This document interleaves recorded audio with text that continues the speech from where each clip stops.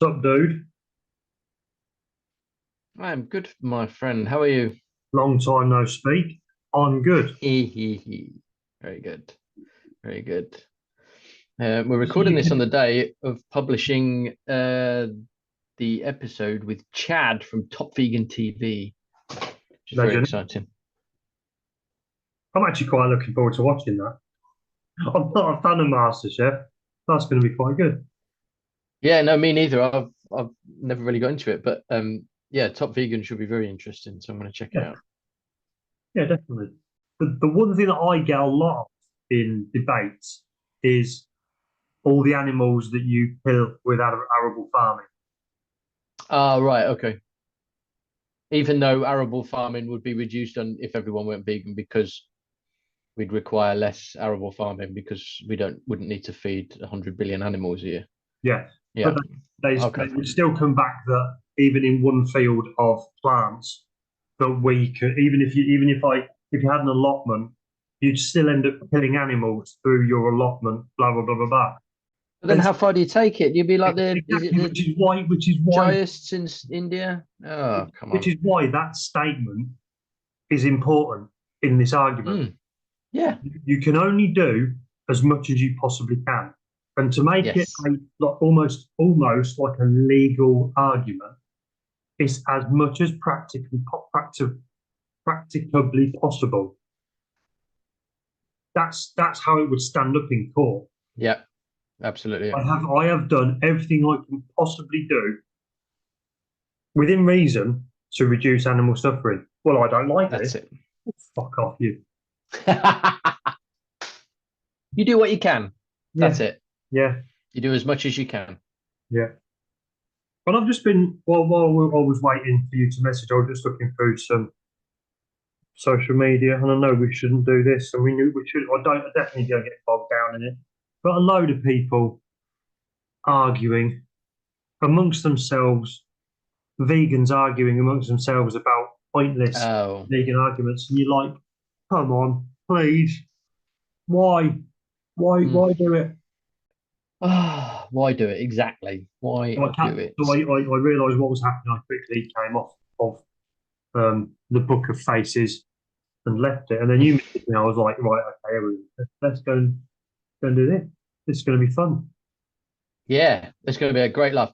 So our guest today is someone who's asked to come on. There's a little edit point for me there. Sorry, he's actually He requested. asked Come on. he asked if he could come on. So obviously we bit his arm off. We've had to postpone it a couple of times because of factors, but here we are recording today. And coincidentally, our good friend Michelle from Veg Your Best has this week published her own episode where she interviews him as well. Ah, So it's going to be interesting to see if we can ask him questions that Michelle hasn't already asked him. brilliant. So yeah, and I got to say, I might say this in the episode. I'm not sure. I did taunt you with the description of this person, this guest, because I said that he's an American black male stand-up comedian, and I left it just long enough for you to think it might be Preacher Lawson. Yeah, not to downplay our guest at all, obviously. No, absolutely not. And we've but only because we've asked Preacher Lawson on more than one occasion, as has our superfan Martin, asked him to come on, and he's politely declined. Yes, not only asked him, but asked him to sponsor it. Oh yeah, yeah. You asked him for that as well, didn't you? Will you come Just on? can Will you come on and be a guest on our be a podcast? If guest. you can't, could you just give us some money instead? Oh, that would be nice, wouldn't it? Ah, We could get some proper kit. oh, can you imagine? I have a new Oh. headset after my child broke it. Ah, Anyway, can you imagine having good equipment? It's amazing. yeah. I mean, the thing is, the content would still be shit, but at least it would sound good. Yes. Ah, yeah. You can't polish a turd, Wes. You can't polish a turd, no, but you can put some glitter on it. Fantastic. Fantastic. Okay. What else have we got? Grand National. Oh, Yeah. It's all stuff and nonsense, isn't it? it's just unnecessarily cruel. I don't understand how there's so much money in it. No. Do you know what I mean? There's millions and millions of pounds in it. It's just obscene. Yeah. Yeah. And I think if the horse falls over and breaks its leg, they should shoot the jockey. well, there is that. Definitely, yeah. It's the same thing as me used to eat. No, it's the same thing as the fact It's easy for you to I say. I used to eat meat a lot. Yeah. I used to love the Grand National. Oh, really? I used to watch it every year. I was like, oh, it's amazing. It does, it's this, it's that, blah, blah, blah. I remember seeing animal rights activists then, back in the 80s, kicking off about it. I was like, oh, they're mental. Yeah. And now I'm just like, one, I have no interest. Two, I think it's disgusting. Mm-hmm. And I don't know. I never. You can't take this thing away, otherwise everybody kicks off about it. Mm. No. I never got in. I was never into horse racing or the Grand National or anything like that. Mm. I did go a couple of times with, I think with my brother-in-law, it must have been, to greyhound racing. Yes. And I didn't really get it at the time, but we stood outside for a bit and you could hear all the dogs barking and barking, but it wasn't a happy bark. It was a bark of, like, what I understand now is a bark of like terror and anguish. Yeah. And just to think, that I've supported that is just horrible, horrible feeling. Mm. Yeah, definitely. It's just so cruel having exploiting animals for sport, isn't it? Yeah. Yeah.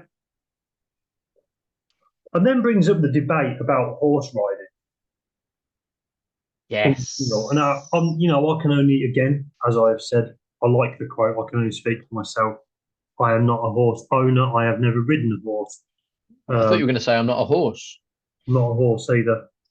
But not only people that ride horses, in inverted commas, for pleasure, but vegans that ride horses for pleasure.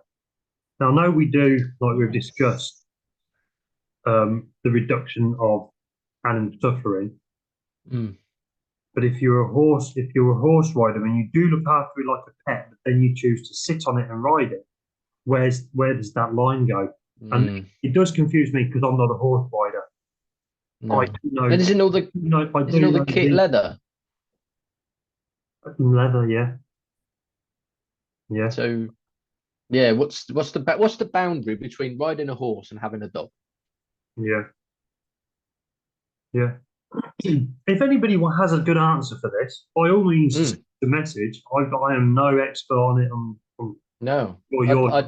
And we literally, it's not a rhetorical question. We are actually asking if somebody can give us a debate answer on it, then that's great. Yeah. We've both got dogs. We both had them before we went vegan. Yeah. I don't know if I would have a dog again, because is it the right thing to do? That's why that's why you would only get rescue dogs, isn't it? You wouldn't buy a dog from a breeder. Yeah. A dog from a rescue centre. Okay. Yeah, maybe that's it then. Because you're saving it from whatever fate it's going to have, or whatever fate it had, and you're bringing it into a loving home where you do want, you do your best to love it and look after it. Unless you're an arsehole, you buy one to go.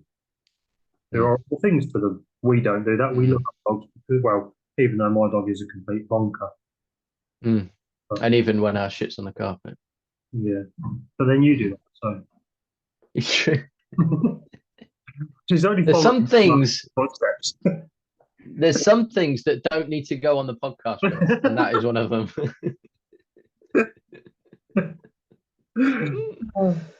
We'll just have to see if it gets through editing, won't we? Yeah, that's it. Yeah. The hashtag shit on the carpet. Oh dear. Where my fellow carpet shitters at? Well, what is it we've said quite a lot that we waffle nonsense on No, this is just all scripted. here? Oh man. Well, I laugh. well. Shall we get ready for our guest? I'm going to go and put a kettle on and Good idea. Yes, and before you do that, we'll just say, as we always say, give us a shout, get in touch, find us on social media, follow the link tree. You'll find us wherever you want to go. rate us, write a lovely review, not scathing review, a nice lovely. Yeah, don't give us a 1-star review. Wes does enough of them. Yeah, yeah. Write us a review. Click the bell so you can get updates on the new podcast episodes. That's my new one. Click the bell. I might buy a bell and ring it. Maybe ring not. my bell. You can ring my bell. Is that what you're saying? Going down a dirty route there. But if you do want to get in touch and you want to send us a message, or if you want to request to come on the podcast as today's guest has done, then you can send us an email at outveganpodcast@gmail.com. Not the at the beginning, not that bit. That'll be weird. Or just send us a message on any of our social media channels. Yes. Although I've got to confess, it's probably a month since I've looked at our TikTok, so I'll do that in between now and our guest joining us. Cool. I laugh. Brilliant. I shall speak to you in a bit. Ciao.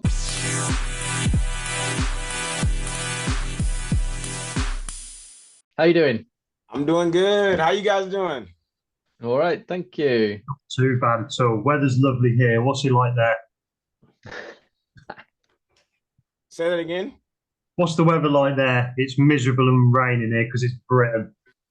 Well, it's not at miserable level here. It's pretty cool. It's probably like 60 degrees, but there, the sun is barely coming out. Right. Okay, I'm just going to Google 60 degrees because,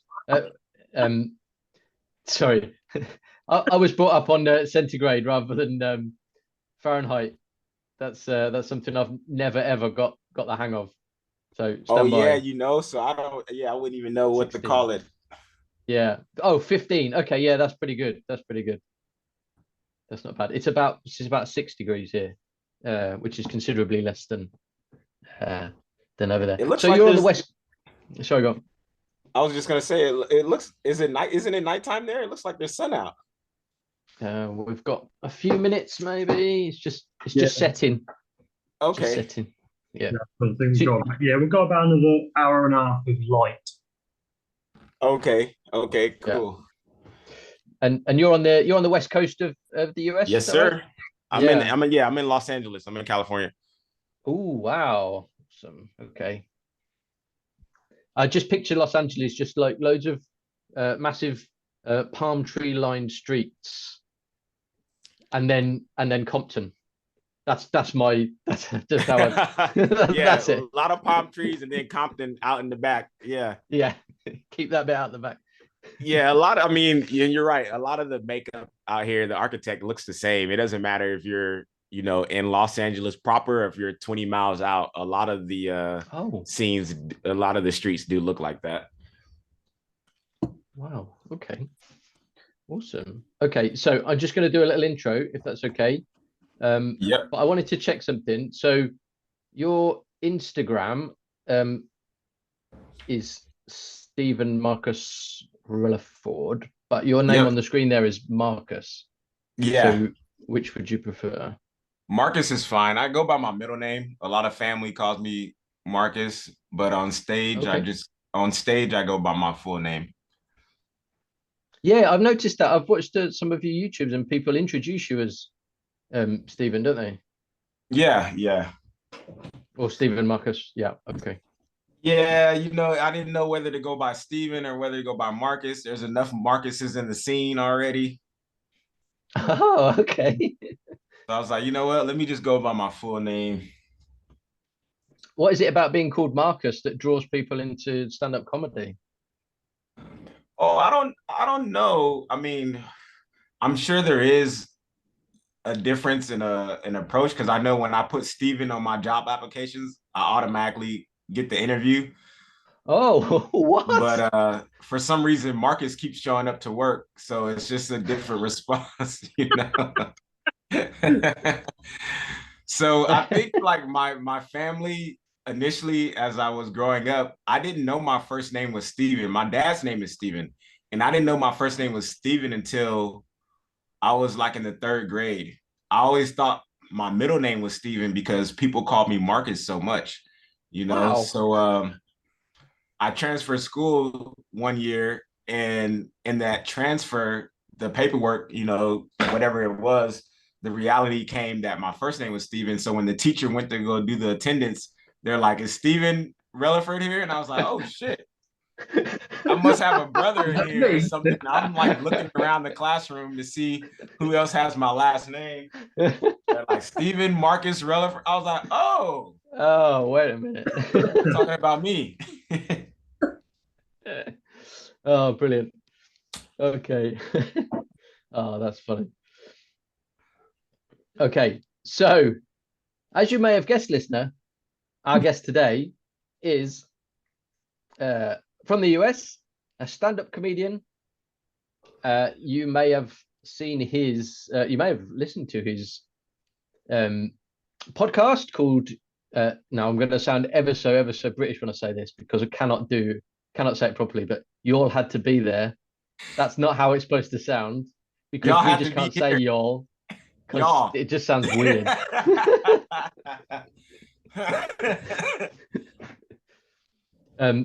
So yeah, our guest is Steven Marcus Relaford.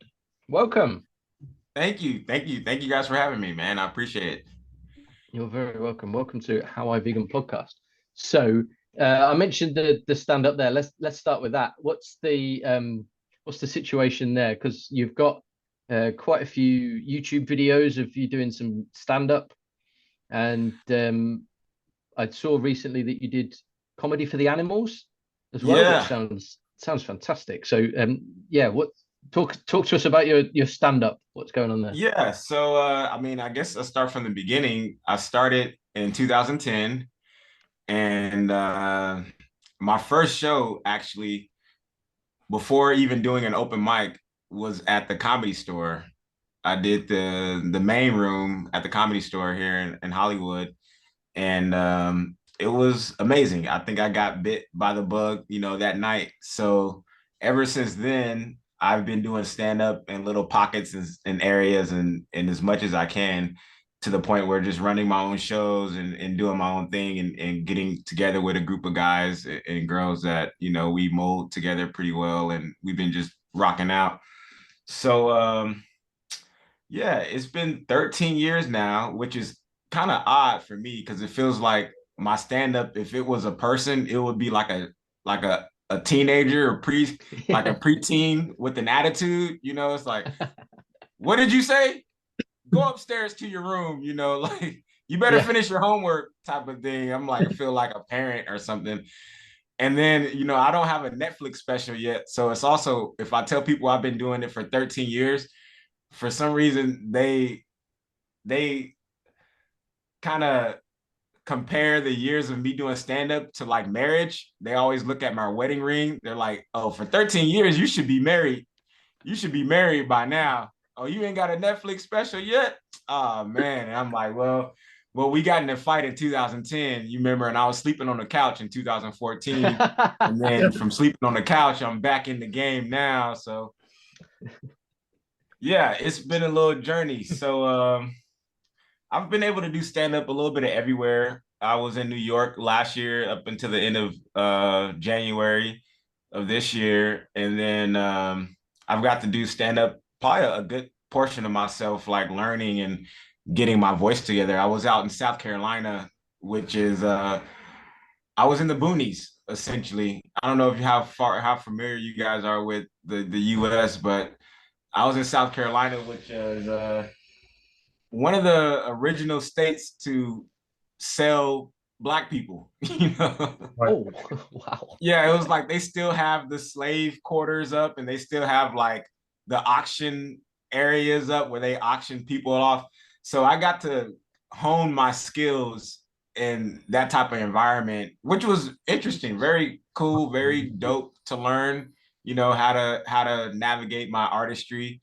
Because I like to talk about things that are like that, you know, things that we feel kind of like there's some problems to still be solved around like people relationships and stuff like that. So it was very dope learning, you know, how to do comedy there. So I've been in LA pretty much all my life. I'm born and raised here in California. And yeah, I've always just had an inclination. I think just kind of the similar thing that gets most people into stand up. You kind of hear it your whole life, and it's kind of like a calling. It was one of those things that I was like, man, I would hate to be on my deathbed and not have attempted to do this. Yes. You know, I felt like this was in my spirit and I had to attempt it at least because it was such a thing that was on the forefront of my mind as something that I would like to try out. So I did it and I haven't turned back since. And this probably been the worst curse. I wouldn't wish this life on anyone. I would not wish this life on my worst enemy. I would not. It would. I was gonna say, so you enjoy it, and then. I think I'm just. I love pain for some reason. I don't know what is that, a masochism or some shit. Yeah, I just love. For some reason, it's just it has to be one of the most painful outside of physical, like gut wrenching. It has to be one of the painfulest emotional and mental art forms to participate in. But it's also so rewarding. It's so fun as well. So yeah, I've been doing comedy for 13 years, and every day I'm just looking to get better, looking to learn more, looking to build relationships, and you know, looking to make something shake. You know. Yeah. Fantastic. So what's the vegan comedian scene like over there? Because like here we've got quite a few fairly prominent vegan comedians. We've got Ramesh Ranganathan, we've got Simon Amstell, we've got Sarah Pascoe, Lou Sanders, even people like John Robbins, who says he's broadly vegan. What's the situation over there? You know, I hate to say it, but I don't think it's as popping or prominent here as it is there. Now, there are a couple of vegan comedians, though I haven't seen too many vegan comedians either have more than like one or two jokes about it, meaning they don't spend enough time. Like even myself, up until the Comedy for Animals show. Now I've been writing vegan jokes ever since I've been vegan, but there's only been maybe 6 or 7 shows that I've been able to do that were vegan kind of like friendly, or the actual theme of the show was vegan. It was a vegan show or a vegan event, to where I've been able to do, you know, a good 10 to 15 minutes at least of material on vegan stuff, as opposed to 99% of the shows that I do or mics that I encounter, I don't do my vegan material and I don't get to practice it. And I may just do, if I do, one joke. You know, I don't spend, so they're like Preacher Lawson's vegan, and Tony Baker, he's vegan, and Tig Notaro, who I actually did the show with, she's vegan. And I'm sure there's even more, but none of them spend more than 2 to 3 jokes on veganism. So it's kind of hard to peg them. They're not like leading the vegan wave on comedy, because here it's kind of, I don't know, I guess like you fall into a niche and in a type of demographic. So here people rather lead with comedy than veganism. They rather lead with, oh, I'm just a funny person, as opposed to I'm a vegan and I'm funny, you know? And I'm starting to lean towards the other side now. I'm like, I'm vegan, I'm plant-based, and then I'm, you know, because I mean, it's a lifestyle choice. That's something very dear to me, and it influences every area of activity, you know, as everything overlaps with each other. So yeah, I've been vegan for 9 years, and I've been able to probably write well over 30 minutes on veganisms, but I haven't been able to exercise that and practice that a lot, just in the shows that I've encountered and things that, and I mean, really, after I did the Comedy for Animal show, it gave me a kind of a more, I guess, like it put a fire under me to just do more jokes like that in any space that I'm in, you know? Yes. Yeah. So Comedy for Animals, then that was specifically vegan comedians and a vegan audience, or a charity for animal welfare? Or? Most of the times, when you do stand up, you know, unless everyone knows you, and depending on what your style is, like I think for me personally, good comedy is comedy that is going to be challenging to some, and then some are going to get it right away. It's going to be polarizing in some ways. It's going to split up the crowd. Maybe you got 10% of people rocking with you, but if you do it in a skillful way, at the end of the joke, everybody's on board, you know? So I appreciate that element of comedy, but I think most times you go into the space with your audience is in the beginning is more adversarial. You know, it's kind of like a fight, you know, and they sit back and go, "Come on, then, make me laugh." Yeah. And maybe that's kind of a mental thing too, as an artist, because I mean, there's an element of people, I think everyone has a little heckler spirit in them, a little judgment spirit in them a little bit, you know, but most of the time people want to see other people do well. You don't want to have a bad time. You know, Wes, you don't want to just intentionally sit through something that's bad. You want people to enjoy themselves. You want to enjoy yourself as well. So it's kind of a mental flip, but most of the time it feels like if you, especially veganism, if you bring up how people eat, which is more dear than most people's religion, you know, you're definitely going to split up the crowd. Yes. Yeah, that's true. Yes, absolutely. Because people will often laugh at jokes about Christianity, some of the others less so. But yeah, if you start poking fun at them eating pigs and cows, then that you're going to lose most of the audience pretty quick, aren't you? Yeah. And you probably now you even got the waiter staff after you. Now you got the employees hating you now, and it's like you can't even enjoy the show. But that's the fun part about, you know, being skillful and being constructive and just, you know, trying to make something work, because you have to take those jumps and that risk to find the other side, which is what we're just talking about, the hilarity and people wanting you to do well. So which is your favorite sort of gig then? Is it one where you can just sort of riff, or one where you've got a finely honed sort of act? What's the vibe? Well, this is I would say it's a marriage of both. Like if you give me the time, I'm going to do it all. You give me 30 minutes at minimum, you give me 30 minutes, I'm going to do a little bit of everything, because I think, okay, the difference between riffing and like structured, you know, worked out material is like, it's like food, right? It's like the difference between a home cooked meal and like a group meal that you make, like when everybody's involved. So a home cooked meal, you have your own, like you have your recipe, you're at the house, you're preparing it yourself, you know, and then you show up to the show with it already made. You're like, this is the pie that, you know, my family's passed down for generations, and everybody enjoys it and they love it, right? But when you make a riff, it's kind of like you're in a stranger's kitchen and you have help. The audience is also throwing in ingredients, and the audience is saying, oh, throw in this and throw in this. So when you riff, it's kind of the difference between like a home cooked meal and like a potluck that everybody, you know, participated in and they brought things to it to enjoy. So it could be great and it might not be. Yeah. There's that risk. There's that risk, isn't there, though, that it might depends who's in your audience. Well, the thing about riffing is that when you do a joke at home from like a home crafted joke, I've never even said this language. You do a homemade joke, right?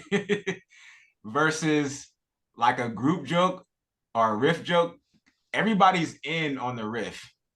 It's kind of like a secret between us. It's kind of like an inside joke. Like if I do a homemade joke, you know it's funny and you enjoyed it, but you also know I made it at home, and you don't know fully how I make it. You don't know what's the ingredients, but you enjoyed it and it was good. But riffing is like, you know the ingredients because we're all a part of the riff. Now, no one outside of this, because riffing is also unique to that show. It's only ever going to happen to that audience. Yeah. So it's kind of like an inside joke between me and the 30 people who are there, or me and the crowd. And they get to hold that special, like, oh, he's funny, but he also did this one thing where he talked to this one girl, and him and that one girl was talking about this, and then it went there, and then the audience laughed, and and that's also special. That's also a special thing. And I enjoy both. If you give me enough time, I would do a little bit of everything. But this is what I tell comics who, I don't like to give advice, but this is the only advice that I do give, is that your space is A, meaning your environment, your crowd, everything from the makeup to the stage to the staff. Your space is A, so that's primary. But your material is B. And not to say that it's not as important, though you always want to have in the forefront of being flexible and being authentically you. And you can only do that if you're in the moment. You're not going to be able to do that if you're really stoic and really in this rigid form. So even though your material is B, your material must be in your DNA. You must remain flexible, and it must be so seamless that, because when you do riffing will eventually take you down a road in a train of thought that you've already kind of thought about as far as comedy a lot of the time. So a riff can connect to a joke if you're willing to, of course, remain flexible, Yeah. Awesome. So are you do you do like a organized tour, or are you more like perform at different comedy clubs in the local area? What's the situation with you now? I'm just now getting off tour with the Y'all Have to Be Here crew, and now I'm just looking to do shows within the city and possibly just run my own show. Me and a friend Jason, we've been doing monthly shows for the past maybe 3 or 4 months now, and we're looking to continue to do those and shoot short films and do some animation stuff as well. But yeah, I'm kind of just bouncing around the city. There's 3 main clubs here. Now, I told you that my first time performing was at the Comedy Store. Yeah, that sounds like a big gig for a first time. Well, this is just the notion and the undertone of the scene. And a lot of it's my doing, because a lot of the comedy is like shaking hands, kissing ass, and just meeting people. And I'm kind of over that, Matt. Like I don't want to do all that. Like, and I don't know, maybe because like I said, my comedy is like a preteen, so she got an attitude, So she don't want to she got an attitude. She giving me back talk and shit. So it's just like I don't have the energy to do that. Maybe that's something that I gotta focus on. That's something I gotta meditate on and work through. But my second time performing at the Comedy Store was last October. Oh wow, that's a gap. That's a huge gap. Wow. That's a huge gap. And the first time I got to perform, I got to do 5 minutes. The second time I performed, I got to do 3. No, 3 minutes. What's that? One joke and a laugh. 3 minutes. Yeah. Could I make a not joke last 3 minutes? So get this. So there's the Laugh Factory, that's another popular club, and then the Improv, right? And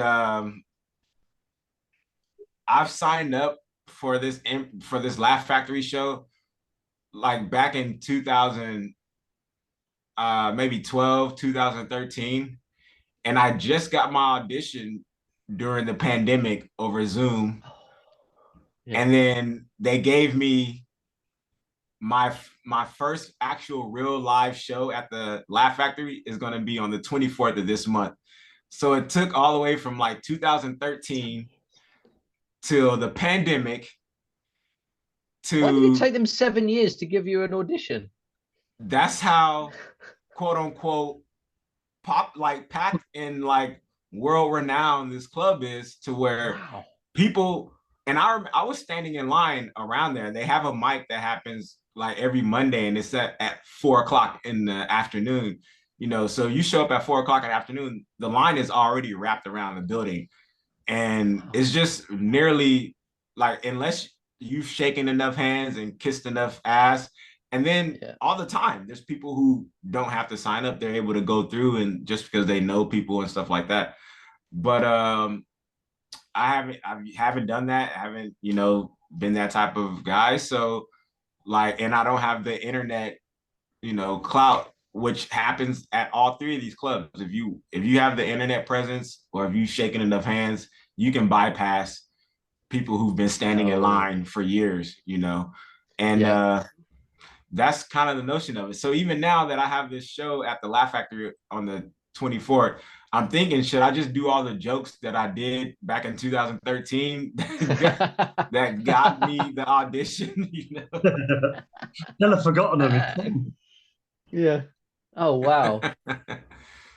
God, that must be in. I mean, that's a fantastic achievement to get a spot there, but that must be really quite frustrating that it has to take so long. And like you say, you've got to shake so many hands and all that sort of thing. I mean, it really does. It really has. And now I'm processing it live with you guys. Like, I really have enjoyed, and now I'm coming to terms with, it's shaped and molded my comedy. And I think for better. I think on paper, maybe for worse, because I've probably been blackballed more than I would like to be. Right. But artistically, it allows me to like speak on an element of truth that I've always wanting to been, reaching towards and being about, So this is an element of a reality that a lot of people experience. I feel like the funniest people and the most talented people in whatever space, a lot of times we may not even know them on a famous level, because some of these people might be in our family, or some of these people might be our friends who haven't taken that step to make it be known on a wide public scale. So I realize there's people who are probably better than Michael Jordan or better than LeBron James, and they'll never be in the NBA. They just don't get the break. They don't get the chance to take, do they? That's it. Yeah. There's only so many spots. It's only so much access. And definitely with being consistent definitely helps. But there's people now, like I say, jokingly, I say my comedy is like a preteen, but there's people now whose comedy can rent a car, which is here in the States, you got to be 25. You got to be 25 to rent a car. So it's like, there's people comedy who can rent a car, but they don't have a Netflix special. They're not world renowned, like known and stuff like that. So yeah, it's just, I think what I've done is fell in love with the art so much that I'm going to continue to pursue it in a way that I'm hoping that the people who resonate with me will eventually find me, and I will find them, and then we can continue to move on happily like that. But I'm not looking to be quote unquote famous or quote unquote get a big break in that regard, Sure. Okay. That's cool. So you mentioned that you've been vegan for 9 years. What's the story behind that then? How did that all come about? Yeah. So it's a couple of different ways I like to approach it, but physically, I got really sick after eating some eggs. I was already like 2 years vegetarian, but I got really sick after eating some eggs, and it could have been how I prepared them, or they just could have been bad eggs. I'm not sure, but I couldn't hold even water down for like 7 days. So I kind of went on like an impromptu fast and detox. And yeah, it was one of those coming to Jesus moments. Like, you're on your hands and knees and you're like, oh, you're just praying to somebody, whoever out there, you're just like, yo, please get me back to some type of balance because I am feeling like shit. So yeah. What do they call it on the porcelain telephone? yeah. Yeah. You're on the porcelain phone. Yeah. Yeah, that's I it. was throwing up.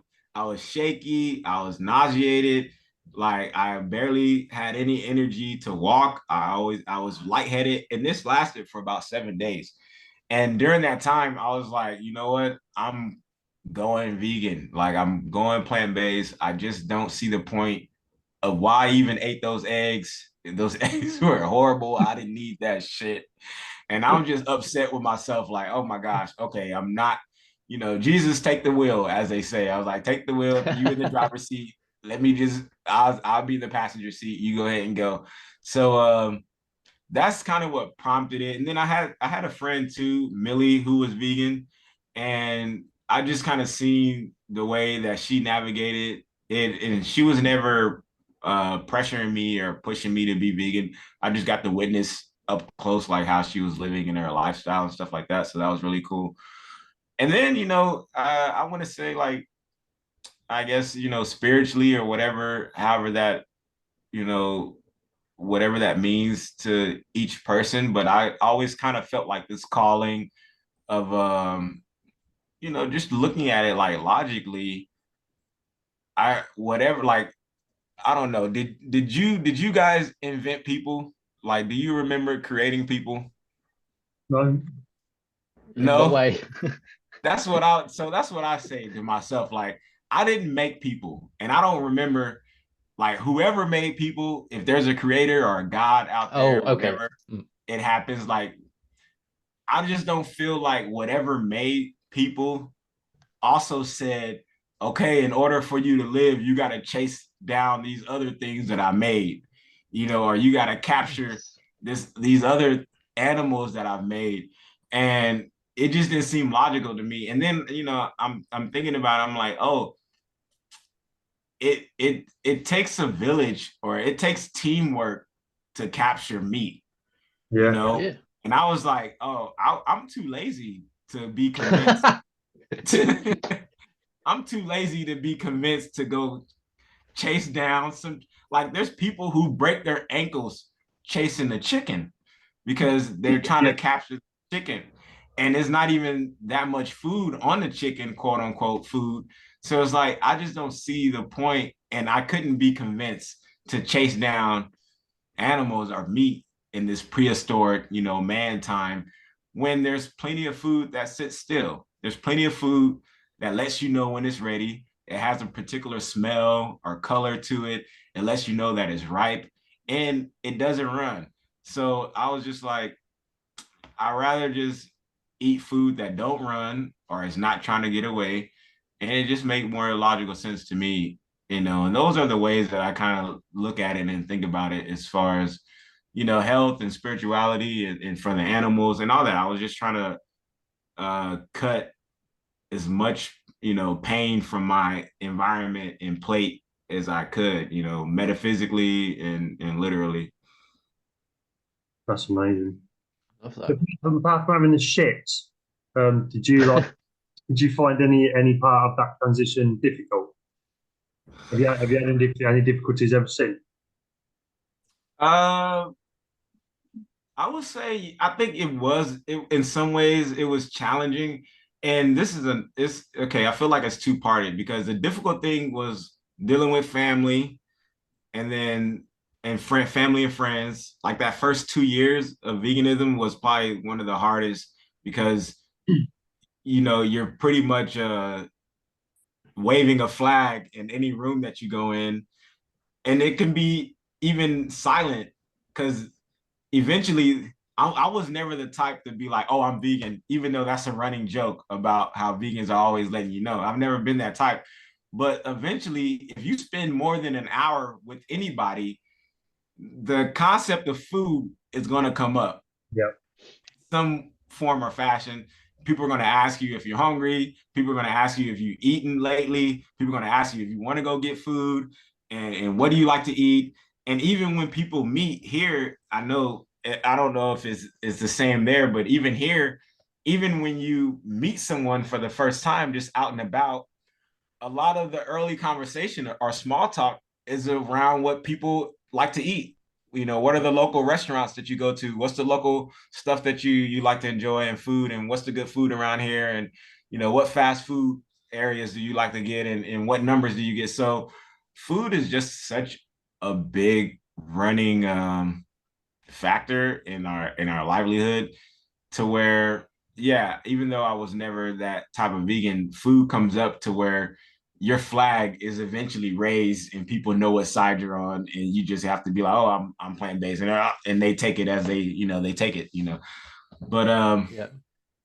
And the worst part of it is that I think friends and family is one of the other challenging things. Yes. And the worst part of it is that I found, and I thought of this when I was listening to your chat with Michelle from Veg Your Best earlier today. The time that your family and friends find out that you're vegan is when you're just newly vegan, generally. Yeah. When you don't know fuck all about being vegan. So when they're asking you questions, you can't answer it as well as you could.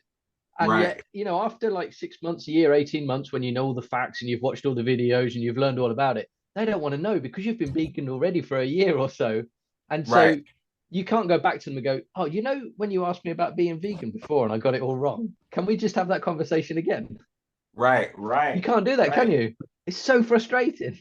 It is. I mean, and even now, I still go back and forth with my sister about about protein. We constantly have to go back and forth about protein, and I'm just like, protein is a myth, okay? Protein ain't even what makes you think God made protein, okay? Where the protein at, okay? You think there's a man who survived on locusts, I'm just making up stuff at this point because I'm just tired of it. But yeah, like, and the thing too about that is like your choices that you make, as far as like where you work, what type of work you do, your relationships, your love life, your a lot of the things that you do that you carry on daily, even as I was comparing like doing comedy, it becomes like you're giving birth to an idea and a practice that is kind of like could take on a life like a child, So those first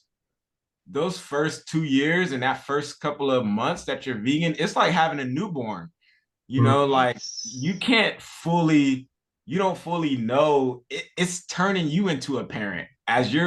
As the baby's there, you now became a parent to something else that you're still learning how to nurture, learning how to take care of.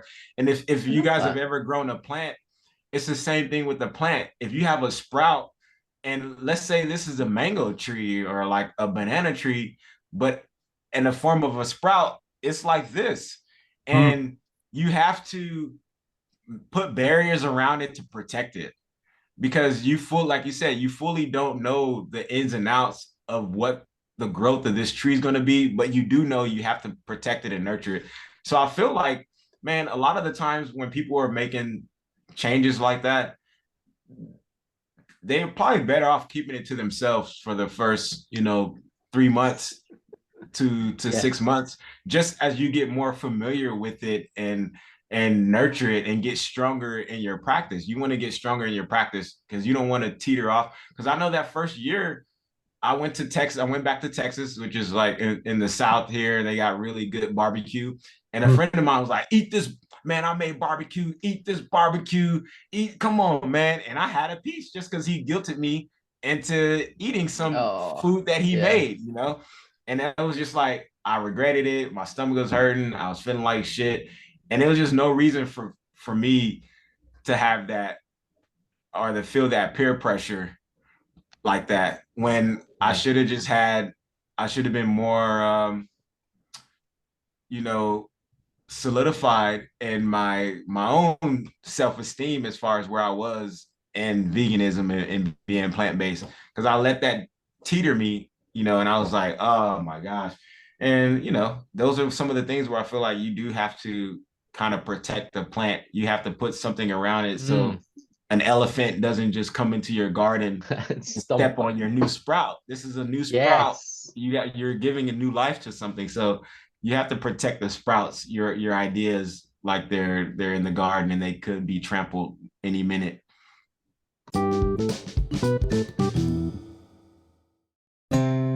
There's nothing better than a hunk of prime Labrador steak, wonderfully marbled.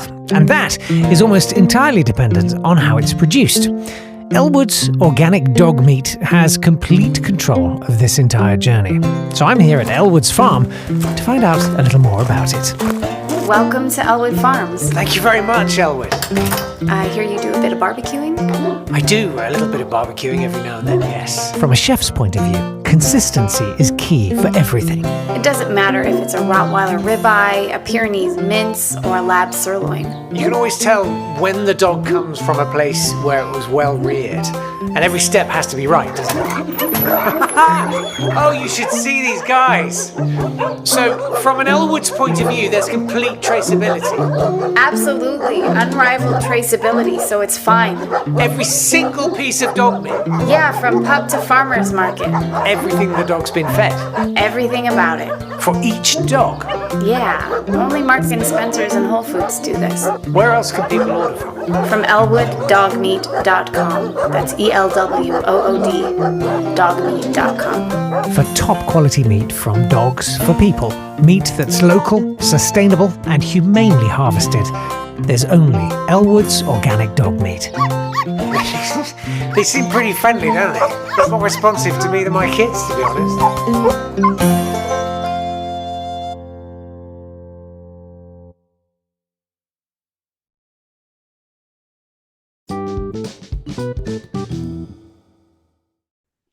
Now, before we carry on properly, I need to pick you up on something that you said in your chat with Michelle. You said that you love celery. That was my face, Wes, when I heard it. I mean, I can't eat it. I cannot eat it. Okay, hold on. How long have you guys been vegan? Oh, only 5 years next month, actually. Yeah, you're just 5 now, aren't you, Wes? Yeah. So we're only toddler vegans. So both 5 years? Yeah. Okay, that's cool. That's really cool. So I feel like between 5 and 7, you become really simple in your approach to eating. I'm sure you guys have already had moments of this, but there comes a point where, so I feel like also going back to that conversation about like, is it tough? I feel like, yeah, it's kind of two-parter. You have your friends and family in that environment and you just learning how to, strengthen your practice.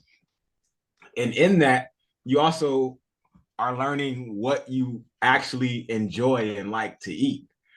Yes. And a lot of it is a lot of trial and error, and it's you being willing to be uncomfortable and being willing to tinker in the kitchen. You have to be willing to play with things. So I always try to tell people, like, when you're first starting out, just purchase a lot of the things that you already enjoy as far as fruits and vegetables. Get all the fruits that you love, get all the vegetables that you already enjoy, and then figure out different recipes with the things that you already enjoy, because a lot of people don't know their way around a potato. A lot of people don't know the way around, lettuce and salads and arugula and like how to make their own dressings. Man, a lot of it was just, how do you make sauces? I've made so many sauces over the years to where I got a sauce that's made with avocado and cashews that will make any meal delicious. It doesn't matter what it is. So I think in those first few years, it's tough because you don't know how to cook. You don't know what to cook. You don't know how to work around, specifically like vegetables and fruit and what to get and what other additives and ingredients that are good for making food. So once you get over that hump of like purchasing everything and getting everything, and then there's a point to where you're like, man, I can just eat a bag of spinach. I can eat a bag of spinach and I'll be satiated. I have to agree. Yes. I have to agree with you that it was literally the last couple of days.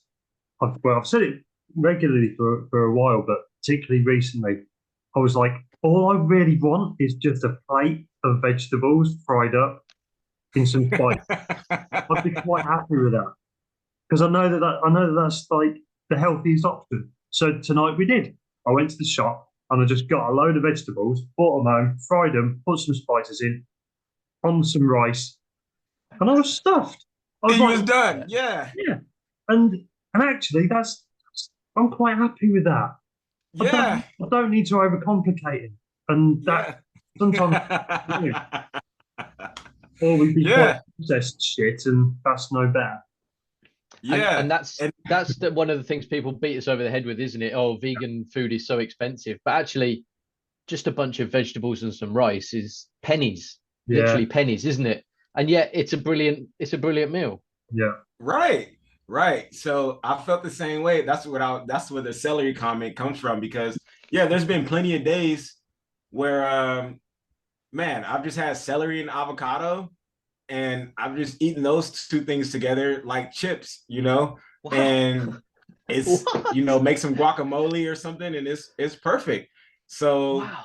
Man, even the other day, I'll tell you this, since you guys are my boys now, don't tell other people this. I don't want too many people to hear this, but it's okay, no one's listening. This is a plant-based vegan top secret right here. And this is actually an old recipe.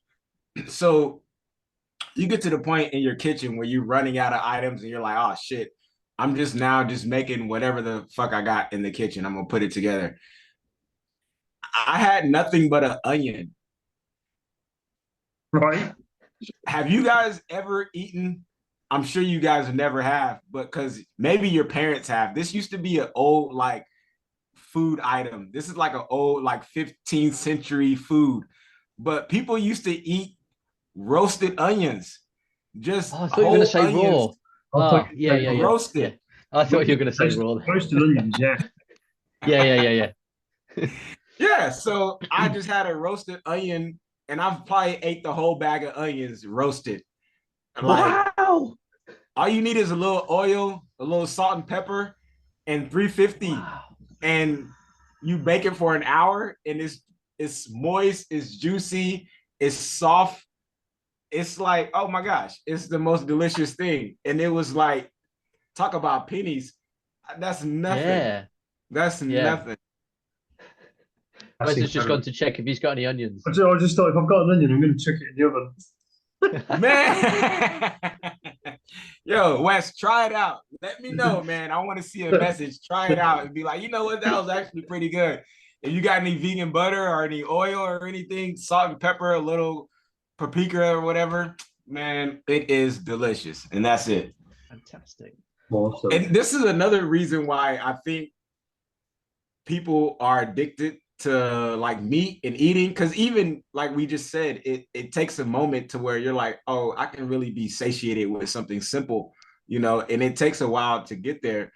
But I think a lot of people are addicted to meat because deep down inside, they know that there's no food in heaven. So they're trying to eat as much meat down here as they can.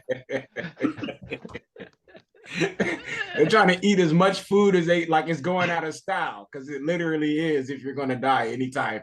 So it's like you're just trying to eat as much meat as you can because enjoy it, because you're addicted to it. Oh, I love that. Yeah, that's really good. So you said earlier about your family sort of not being on board as such. What was their reaction to change? Yeah, I mean, like a lot of the families here in the States, especially Black families, they pride themselves on cooking and what their cooking, repertoire looks like. So I come from a family that, a lot of people cook different types of seafood and barbecue and a lot of meat heavy, food. So when you go vegan in a family like that, or any family, I feel like, they feel like you're turning on your traditions. You're turning on the ways, you're turning on our ways, like it's like you just joined a new religion in the household or something, So yeah, a lot of people were, giving me jokes and kind of talking down and not really fully even believing it. And they would just say things like, come on, man, you can eat a rib, I won't tell your white friends that you ate a rib, because here eating healthy and eating plant-based is associated with whiteness. So it's like it's associated with yoga, and like all the hippie stuff. Yeah, all the hippie stuff. Yeah. Right. So it was already one of those things where people would just be like, come on, man, like I don't care if you eat a rib. Like I know a lot of people still have like, I know you really want a burger type of energy. Like a lot of people still have like, I know you want a steak type of energy, Wow. But you've got Lizzo. She's one of the biggest stars. Lizzo's one of the biggest stars in the world at the minute. And she's proudly vegan, isn't she? Who? Lizzo. Oh, Lizzo's vegan? I didn't know Lizzo was vegan. Oh, right. Okay. No? Was that just me who knew that? I didn't know. Get me down with the kids. So you out? Get me with a pop culture reference. Who's Lizzo? Who's Lizzo? I couldn't name any of her songs, but I'm sure she's vegan. That's cool. I'm gonna have to be corrected now. But yeah, you can refer to her if you get any other questions from your family. So how long have you guys been doing the podcast? Just over 12 months. Yes. Oh, nice. Yes. We're not even toddlers in that realm. We're still in nappies. Nah, he's starting to walk now. You got to watch him now. He's starting to walk.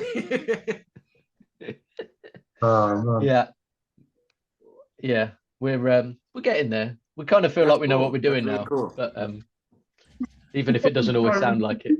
And what brought on the podcast? What made you guys say, hey, you know what, we should start this? Well, so I have a fairly lengthy commute to work, and I've been doing that nearly 16 years, and I always listen to podcasts the whole time. And so when I went vegan, or when we went vegan at the same time, this was just before me, I thought, I'm going to find a vegan podcast. And I just couldn't find one that I liked. And then I thought, well, how hard can it be to make a podcast? So here we are. I said to Wes, will you do a podcast with me? And he said, no. And then a year later, I said, will you do a podcast with me? And he went, yeah, all right. And here we are. Cool. I think the no was like we were talking about earlier on, that I don't think either of us had enough knowledge. No. It would have been a disaster if we'd have done it then. This is obviously a massive learning curve anyway, but now we've got a bit more knowledge behind us that we can have a not a debate, but we can, in our intros and outros, we can have a little bit of a chat about stuff and have a valid opinion on stuff. But also have slightly more meaningful conversations with you guys. Yeah, and the whole point of the show is that our guest tells us how they live their life as a vegan. You know, it's not us telling people this is what you should do. We just get people on from all different walks of life and say, how do you live? How do you get by? You know, it's we ask similar questions every episode, but the answers are nearly always different. Yeah, because people have got their own different ways. And some of the feedback that we've had from people is that they find it useful and they've picked something up, and you never know. And we always tag different. Yeah, roasted onions. What? That has definitely not come up before. This is episode 33. That has never come up before.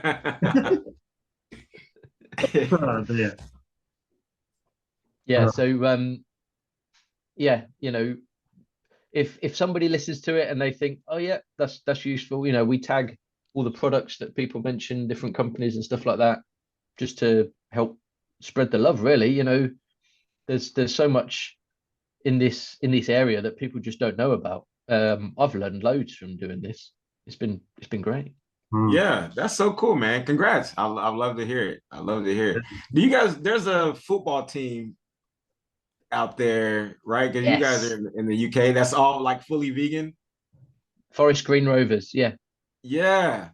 And yes, did you know that there is a podcast out of New York that was essentially covering them when they first started out, really? and they're vegan, and then Wow. the team picked them up as their official podcast sponsors.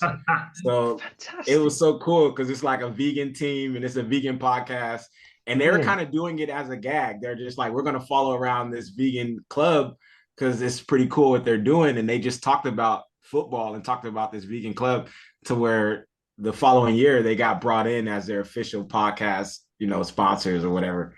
Brilliant. Fantastic. There's the current like team head coach of Forest Green Rovers is one of my childhood, yeah, just about childhood idols. Footballer called Duncan Ferguson, who played for my favourite team, Everton. And he's an absolute club legend. And he's just started out into club management. And when they did the big announcement, the chairman, Dale Vince, and he sort of announced him. And one of the questions he got asked was, how do you feel about being the manager for a vegan team? And the way that he stumbled over talking about veganism, it was obvious he had no idea at all. And he was like, oh, well, yeah, I'm looking forward to what I get for lunch, and it's really important. it was so awkward. It was so awkward. It made me laugh. That's funny. But God love him. God love him. I think they're about to get relegated this season, but never mind. They'll come back bigger and stronger. Anyway, so when you went vegan, then how did things change for you then, physically or mentally? Yeah, I feel like a lot of similarities to what people talk about as far as clarity, mental fog. And I think I just felt a little bit more spiritually, like, I guess, inclined or like in tune. I think it's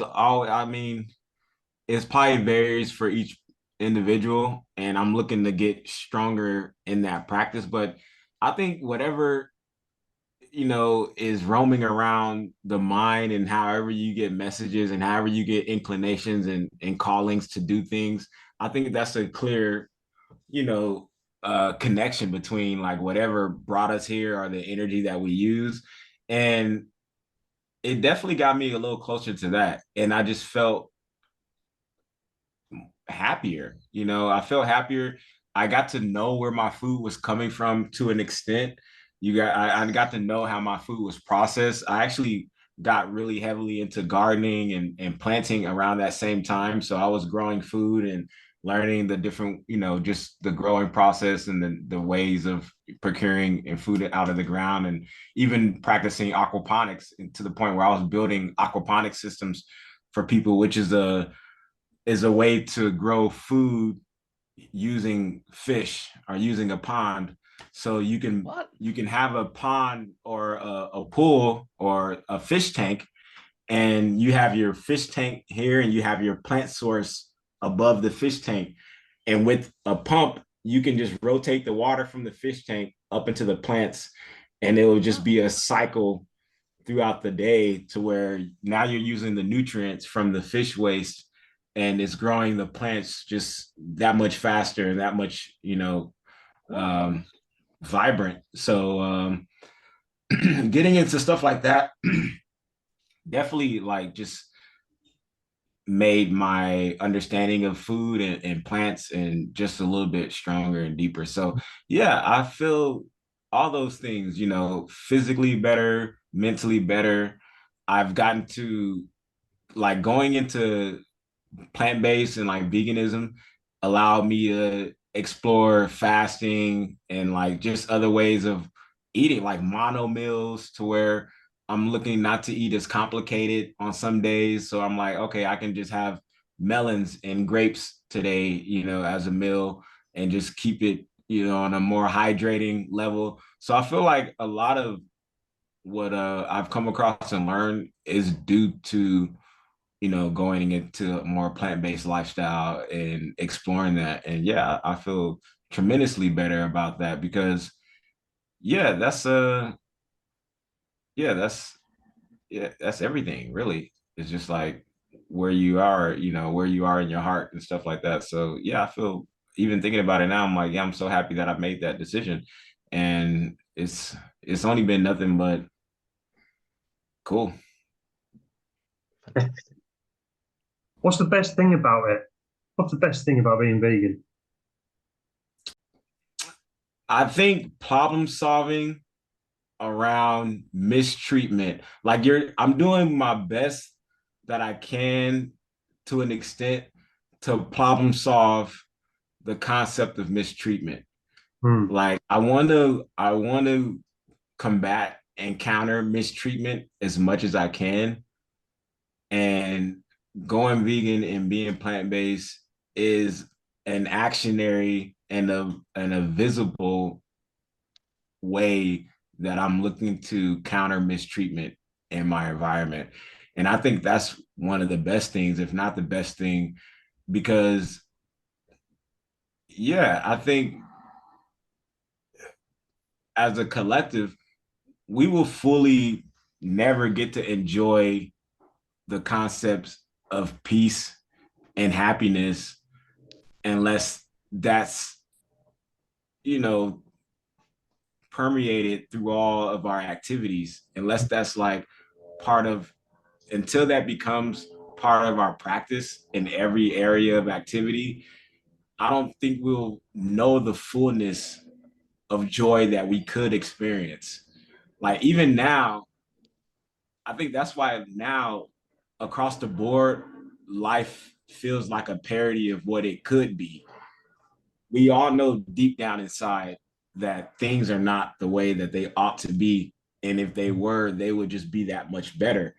And I think with that feeling and that inclination that we all have deep down inside, going plant-based allows me to challenge that notion in just a degree. You know, there's obviously other elements because the problem is yet to be solved and we're still living in the parody. So until the veil in the parody drops, we still know that we have more work to do. But I think it's just an element of work around food and harm that I'm able to look at visibly and just be like, yeah, I'm not participating in this type of, you know, practice that where I feel like would just bring me more harm, and is just participating in harm across the board.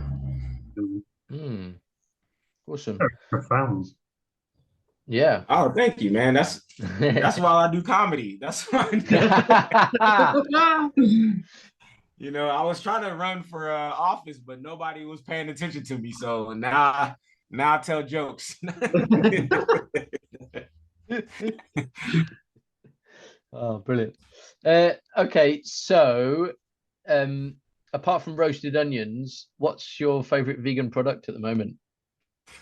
Oh man, I would have to say well, I really fell in love. There's a place out here, if you guys ever get a chance to come out here and fuck around and get some food. There's a spot in Hollywood called Crossroads Kitchen, and they have a pizza there, a pepperoni pizza there that, man, I just love this pizza. Now, the pizza is like $25. I don't know, it's like damn near 30 pounds for the pizza itself, but it's good.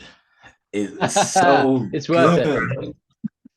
Yeah, so that's the first thing that came to mind is that damn pizza from Crossroads Kitchen.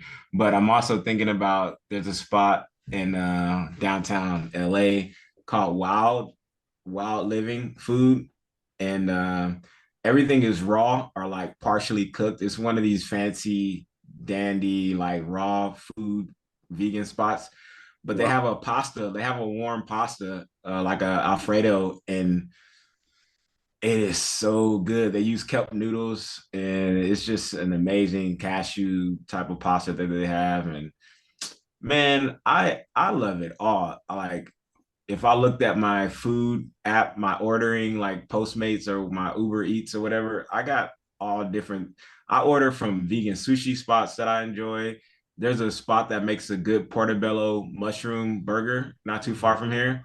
Man, fried portobello mushroom. It tastes kind of like a chicken breast or something, but it's a mushroom and it's amazing. So man, I have a lot of favorites that I enjoy. Cauliflower wings, of course, still munching on those heavy. Um yeah, when I'm not eating celery or onions. Brilliant. Celery dipped in guacamole. It's so funny too, because it's like I'm sure this has probably happened to you guys, or probably will probably still continue to happen, but every now and then, either someone, in my friend group or someone that I just meet, or maybe a family member, they always try to make this joke about eating grass. Yeah. They always want Yeah. to, like they always want to make this so you can actually just eat the grass, right? So is the grass vegan? Can you just eat? And I hate this goddamn joke. I hate people bringing this thing up and they're just like, yeah, you actually got food all around you. There's grass, there's leaves outside. You can eat the leaves. You ain't never hungry, huh? When you go camping, what do you eat? Well, there's plenty of grass in the fields. Just the floor. Yeah. Wow. Do you have any like inspirations like in the celebrity world, or just in your own, like in your own friend, anyone that inspires you? There's definitely people who I enjoy and I idolize, as far as I like what they're doing, and I think they're going about it in a cool way. As far as like comedy, I like Dick Gregory and Paul Mooney. They've both already passed away, but they were really funny. And Dick Gregory was actually vegan, and he did a lot of cool things, as far as like even running for office and just speaking very, powerfully about, injustices and being vegan, and like, working on the body and trying to reduce harm. So he was a cool in that fashion, him being a comic as well. And then as far as like, comedy wise, I really like Patrice O'Neill, who also passed away, but he was like a legend. Just one of those guys that he pushed the envelope in the same way that there's a guy out here named Corey Holcomb. Like Corey Holcomb and Patrice O'Neill, they will never be accepted by the status quo. They will always be underground, but they will always be like revered as pillars in the community, because they're such a authentic and unique perspective. And it's so funny that you can't help but to enjoy what they're doing, even if it probably makes you mad, So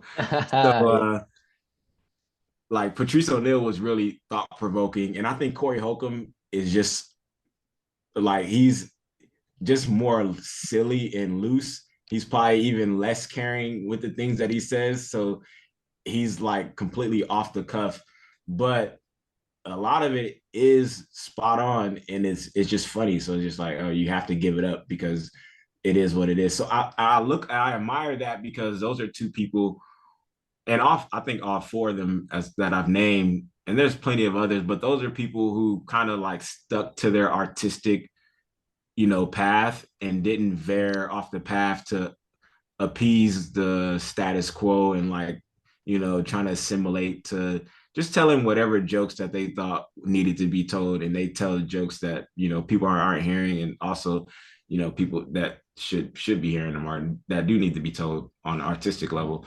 So those are people that I look up to. But I would say, like, as far as where do I get inspired from as far as comedy, funny enough, it's battle rap. There's this guy named Daylight who's out here. He's from Watts, California. But this guy Daylight is just an hilarious battle rapper. And I feel like battle rapping is probably one of the most comedic theater art forms that I've ever watched, So a lot of my inspiration comes from music and battle rapping, and this specifically this guy Daylight, who's just hilarious to listen to and follow, because like his rhyme schemes, the things that he talks about is completely different than any other battle rapper, and he comes up with different schemes and outfits. He'll wear a whole Neo Matrix type of outfit and do that scheme for every 3 rounds, and it will be hilarious. So there's just elements to that where I think it's very comedic. And yeah, that's probably people who I look up, or I admire and look up to, because these are people who are making their way without support.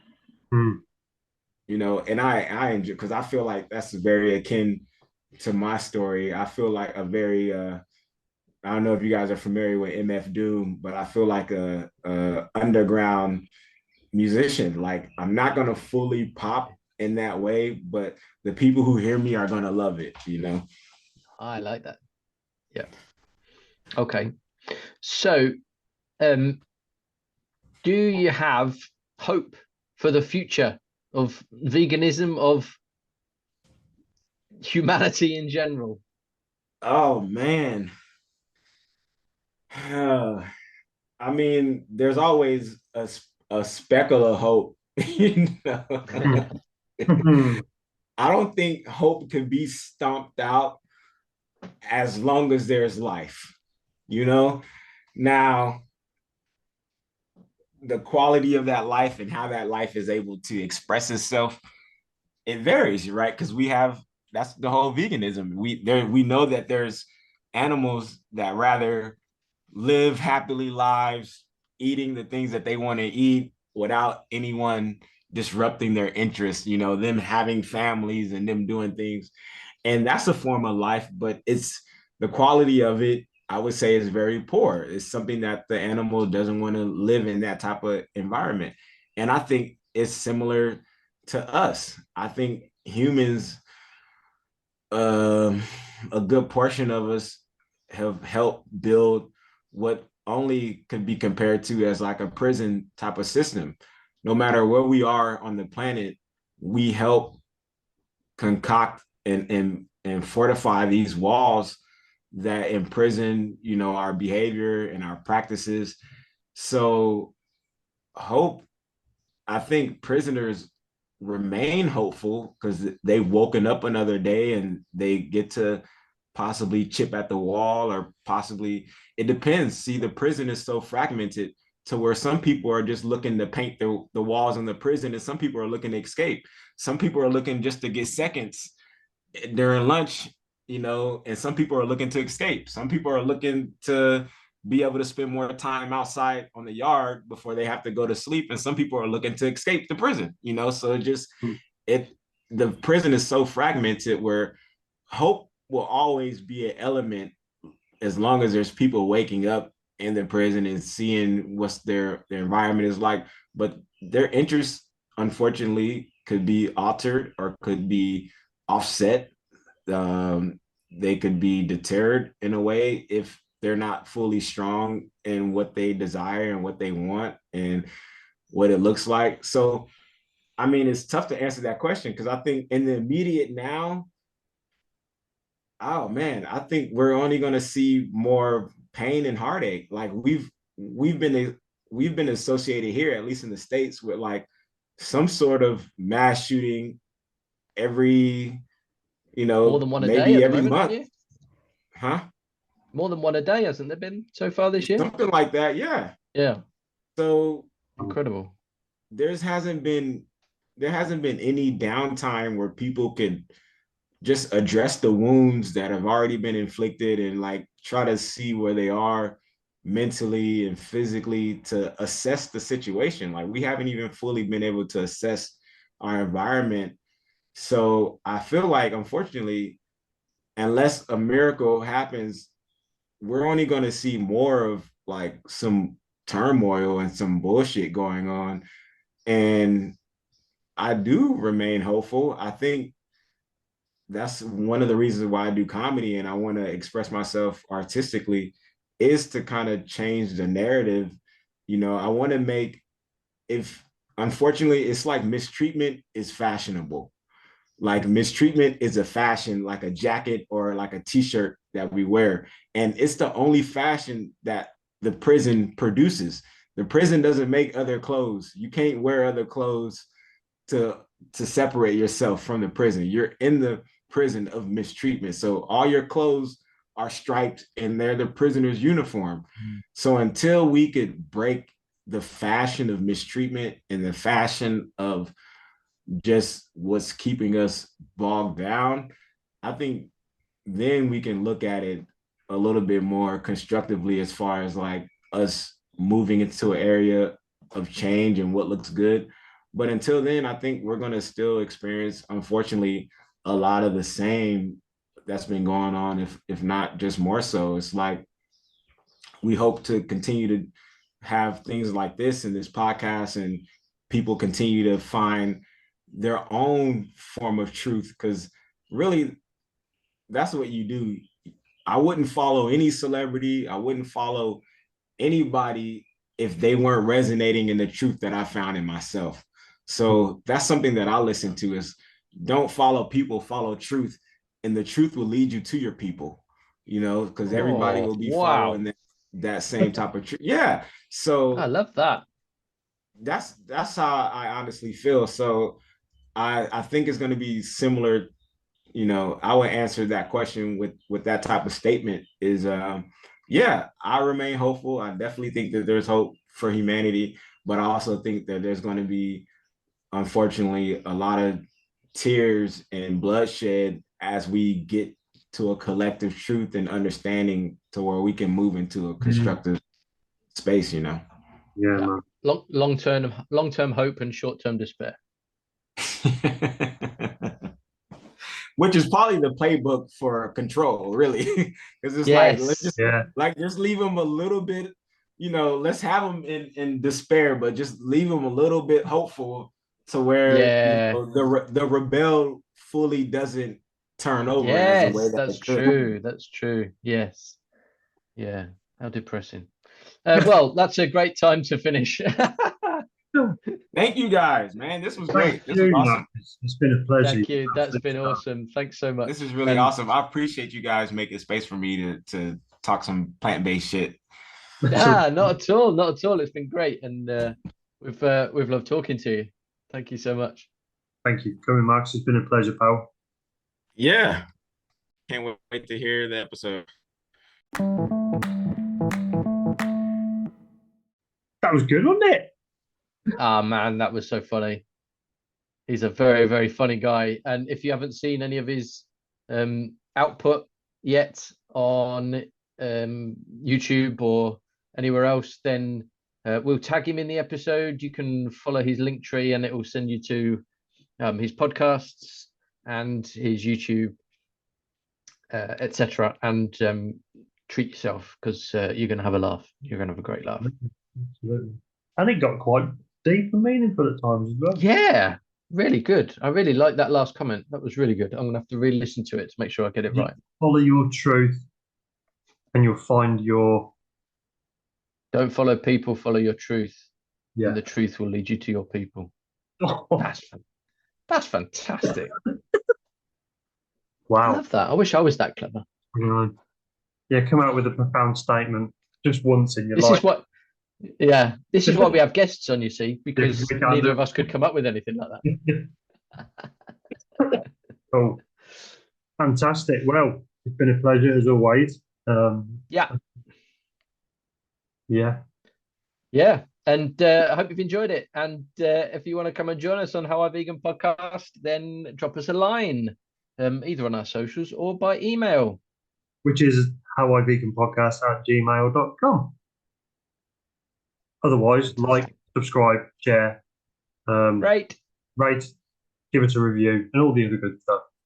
Tell your next door neighbour. Yeah. And your postie. Yes. And apart from that. And the Amazon delivery person.